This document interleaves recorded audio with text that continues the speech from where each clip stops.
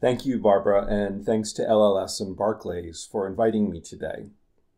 This year will be my fourth Light the Night, and I'm currently in remission from large B-cell non-Hodgkin lymphoma. My diagnosis, treatment, and recovery have been quite a journey, and all in all, a surprisingly positive and rewarding one at that. This is from a Facebook post of mine exactly 3 years and 4 days ago today. Huge thanks to the guy at J Street who ran into me and knocked my coffee out of my hand because he was trying to get on the C train, obviously the last one to heaven, before the doors closed. It turned out that losing my coffee on the morning of July 10th, 2013 would be the least of my problems that day. After lunch, I would go to my excellent primary care physician, Dr. Amy Wong, to have my swollen face checked out. Spoiler alert, she saved my life. This may sound strange, she'd say, but I'm going to send you for a chest x-ray. She explained that nerves in the chest go up to the face, and she wanted to rule out the, quote, unlikely scenario that something was pressing on them and causing the swelling. About an hour later, I'd learned that the unlikely was in fact definite. I had a large mass behind my heart, pressing on those nerves and on my aorta.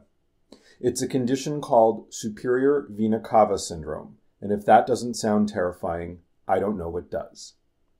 I was referred to Dr. Bruce Raphael, a brilliant, caring oncologist with a wonderful staff, who is the chief of hematology in the renowned Perlmutter Cancer Center at NYU Langone Medical Center. Over the 3 weeks that followed the X-ray, I would have a CAT scan, a PET scan, a surgical biopsy, and 5 days of chemo that completed the first of 6 rounds. My career as a freelance magazine designer and art director meant that I put in long, stressful hours.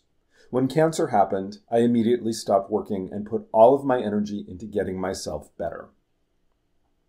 With the time that my self-approved medical leave gave me, and the energy I got from massive doses of prednisone, I started a blog, Joe's Lymphoma Adventures, I called it, with the subtitle, In which our hero conquers his rapidly growing cells one day at a time.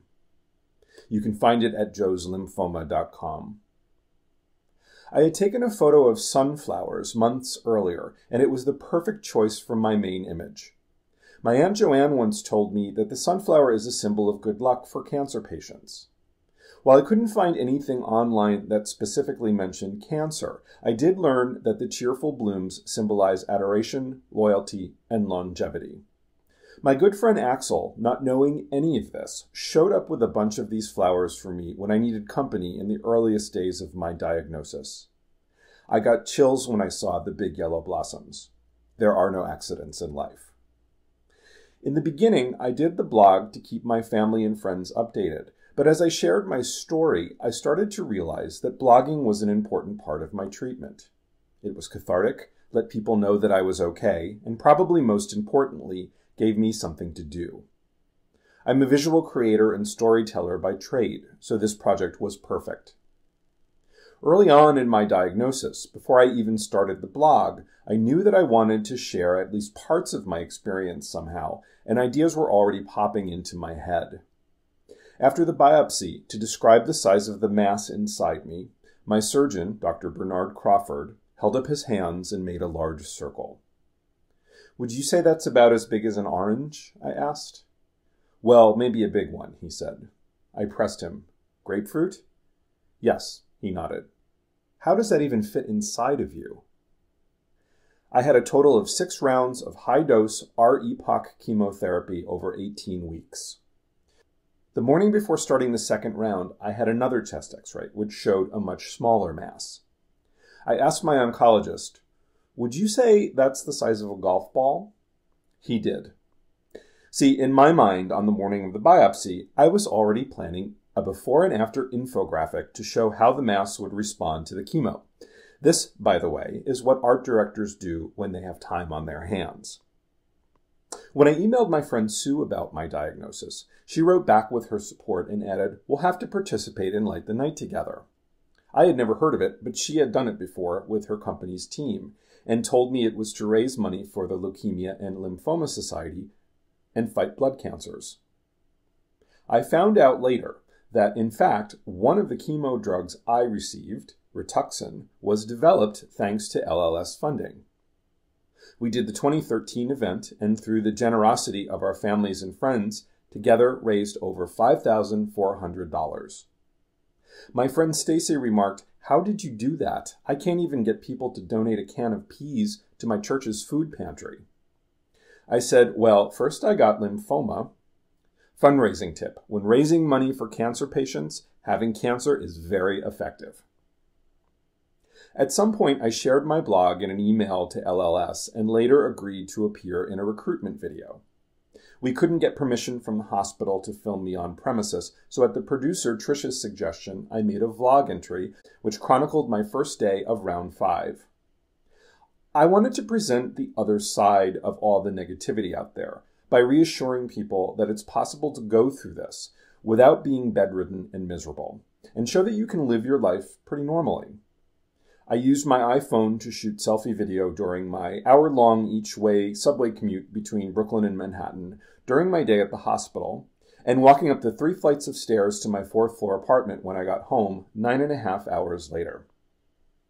I continued blogging regularly and had planned to do another of the grapefruit golf ball infographics as the mass shrunk, but after round 4, the next scan showed minimal involvement. And other than maybe a pinhead, the result wasn't big enough to compare anything to. I was very willing to scrap the visual in exchange for this great news. I finished chemo right before Thanksgiving and had another PET scan a few days before Christmas. During New Year's week of 2014, I got the news that the scan was clean, so I wouldn't need radiation, and I had officially entered remission. Love that word. My last scan this past December would in fact be my last scan.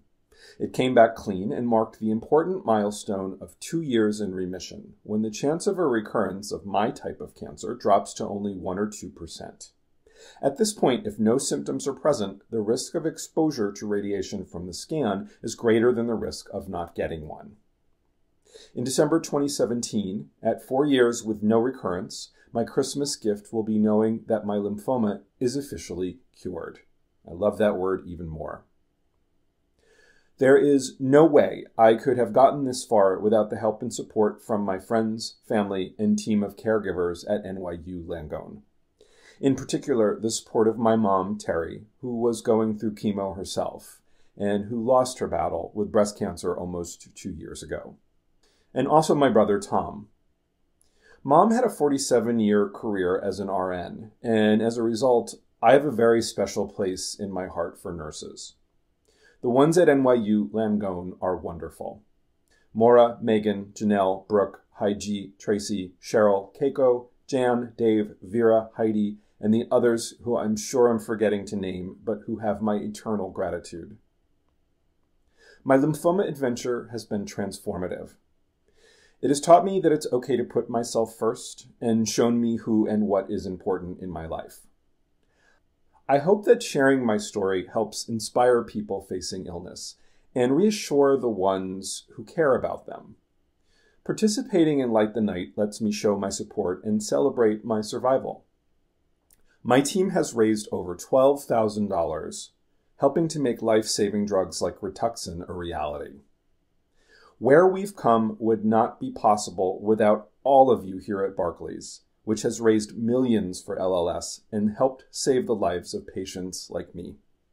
In the 10 minutes I've been given to speak today, 1 more person has lost their battle with blood cancer, and 3 more have been diagnosed. Gathering together in Central Park on October 6th will ensure that in the coming years, there will be plenty of survivors alongside us carrying white lanterns. Thanks for having me today. It's been an honor to help you kick off Light the Night 2016.